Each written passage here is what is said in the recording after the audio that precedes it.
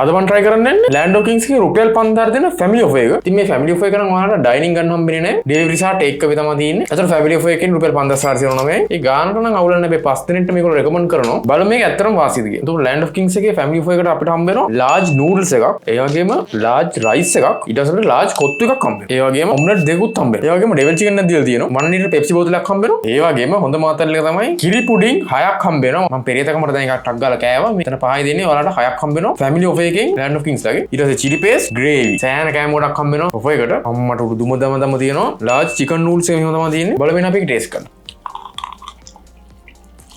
ඉතින් Land of Kings එකේ chicken noodles එක ඇත්තටම මරු වෙට් ගතියවත් නෙමෙයි තියෙනවා dry එකට වගේ තමයි තියෙන්නේ නමුත් ඒක මා රසයි gravy එකත් එක්ක දැම්මන් පස්සේ හොඳට set වෙනවා මේ chicken එකත් හොඳට තිබ්බා අතන මේක හොඳ fresh ඒතර මේ තියෙන Land of Kings ලගේ large rice එක බලවෙන මේකේ රස කොහොමද කියලා රයිස් එකත් හොඳ ඩ්‍රයි එකට තියෙන රයිස් එකක් මම තමයි පර්සනලි කැමති රයිස් එක ඒ වගේ තියෙනවා නම් ඒතර මේ තමයි මගේ මම ආසම chicken kottu Land of Kings ලගේ ඒගොල්ලෝ මේ වගේ ක්‍රිස්පි චිකන් කෑලි දෙකක් දෙනවා Land of Kings ලගේ කොත්තු තියෙන නම් මේ වගේ ඩාර්ක් එකට තියෙන කොත්තුවක් වෙග් ගතියක් තියෙනවා මරු ස්මෙල් එකක් එනවා බලමු එකක් try කරමු